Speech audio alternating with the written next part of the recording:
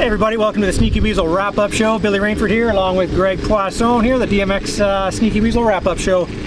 Greg, as we have to make it official here, let's get this show on the air. The Sneaky Weasels. Cheers, sir. Oh, a little warm. Sorry, I'm trying to cheers you. Cheers, sorry. All right, so we're sitting here in the infield, socially distanced while we're in the same tribe, same camp, so we're okay here. But yeah, again, this was COVID-19 restrictions. We went through it all. We're heading into the Transcan. We did a Saturday 1 moto, Sunday 2 motos. My mask is worn out. Yeah, I probably got a mask tan, but you know what? We were dedicated to the mask wearing, and it worked out well. You know, we had to do it. It's part of the rules. No problems here. Right on. Okay, so obviously it's a 2-day thing. Yesterday the weather was perfect. There's 1 moto each.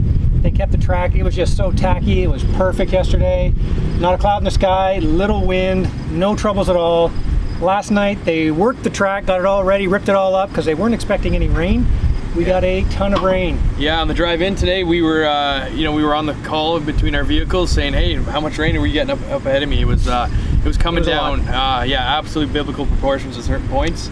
Yeah. And they got a ton here, so. Yeah, so Brett mentioned that at around 3:30 it started raining hard, so the track crew guys have been out since like 3:30 in the morning, packing it all down, doing the best they could to try to get it to run off and seal it up or whatever.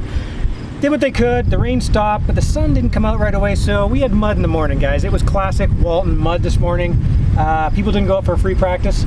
No, what's Walton without a mud moto? At least one. Exactly. So it was tough. It was really tough conditions. We were delayed till 10:30. So everybody was kind of sitting around, kind of hanging out this morning, waiting for the practices to start. Once it got going though, the sun finally came out and you knew it was going to get dry, it was going to get ruddy. Not dry, but you knew it was going to set up. It was going to be classic Walton. Mud's classic Walton, ruts are classic Walton. We had both things today. Yep, yeah, it was super tacky by the end of the day, ruts everywhere.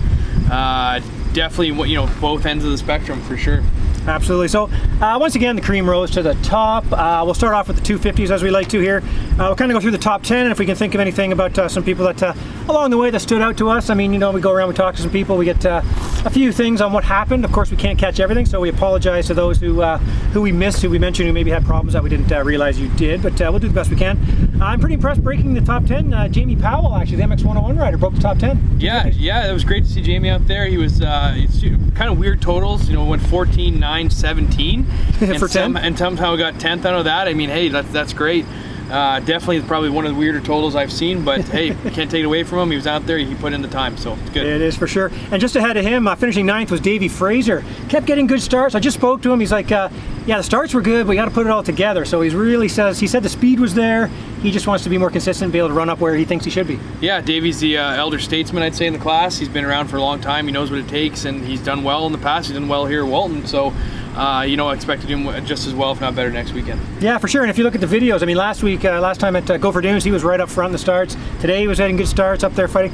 You can tell too, a guy with experience. You go through some troubles in a mud moto, you don't give up. You keep moving and you keep moving forward. I mean, you know what I mean? By the time you get to the checkered flag, chances are you pass a lot of guys that you didn't think maybe you were going to. So he knows that, and he proved it out there, finishing 9th with 10-10-14 for 9th. Ryder McNabb would have been our top intermediate, no surprise there. His 6:19.5, bit of a blemish there on the results, but Ryder McNabb. Yeah, Ryder was super solid today. He's getting his time in the pro ranks. The 19th, he walked it home, and the bike got taken back on a skid steer. I saw Ryan Lockhart probably close to having a heart attack on that one, and but came back down. I believe he's on his practice bike for the 3rd moto, and still, that was one of his better motos of the day. I think he got 5th in that one, so great for, or sorry, fifth in that one. So yeah, I mean, he's learning, and every time he's out there, he's getting a little bit better. Yeah, I felt like an ambulance chaser out there. Anyway, I was chasing the skid steer over there. I got it on video. If you're on our Instagram, you probably saw the video of it just kind of getting brought in through the pitch. But tough break on that. I mean, again, motocross racing is tough. That happens. But he came back. Jeremy Mackay looked really good there, I thought, too. He finished 7th. I mean, the kid he's improving. He's yet to have that real breakout race, I think, but I think it's coming.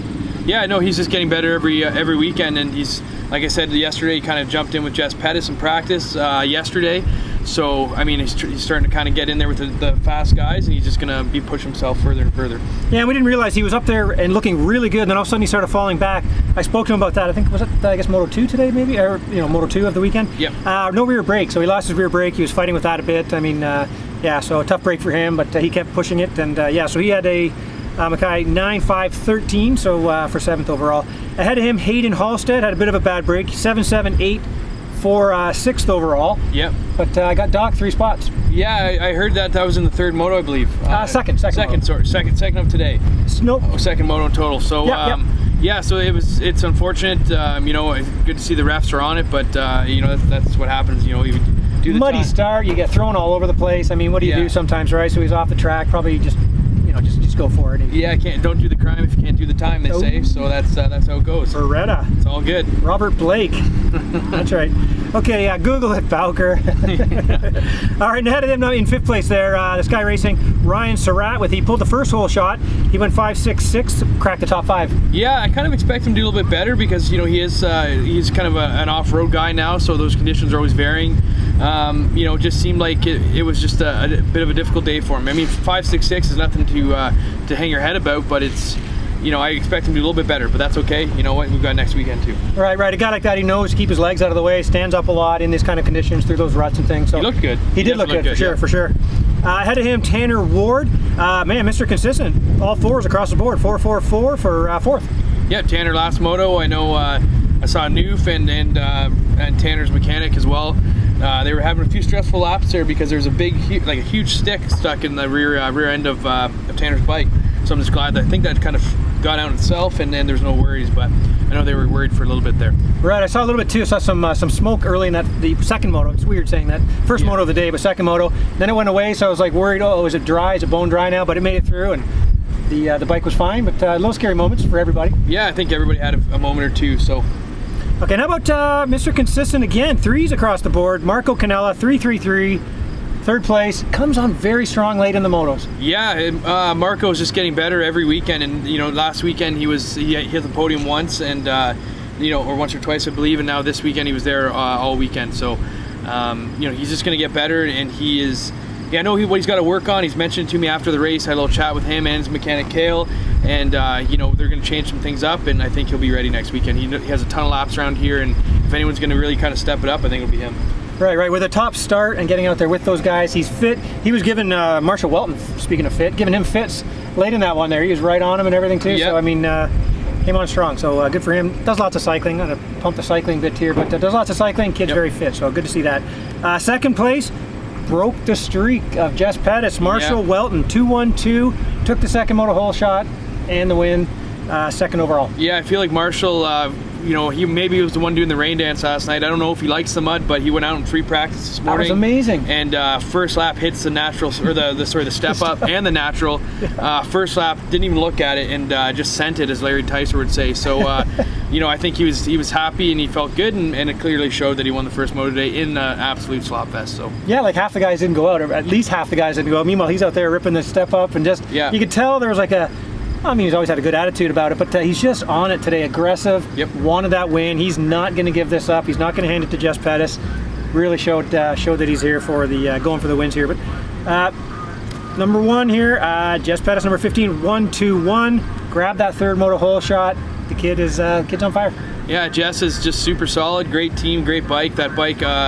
First moto today, I mean, he looked, you know, he looked good, still in 2nd, and then obviously 2nd or 3rd moto, I guess, of the weekend.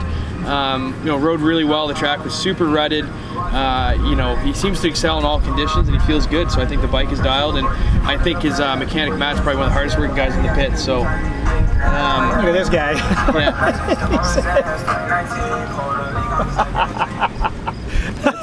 I'm not sure what song it was, but he likes it. Yeah, it's all good. Thanks, man. That's okay. Thanks, man. Yeah, so Jess, I know with his mechanic Matt's out there in the, you know, giving him the pit board, and really, you know, hardworking team. So, you know, it's hard not to win when you got that kind of support. You know, it was interesting today. Speaking of that, just reminded me. Whenever the guys like, okay, the top 3 go to the podium after that mud race, they boogie over to the podium. As soon as they get there, the mechanics have got their bikes.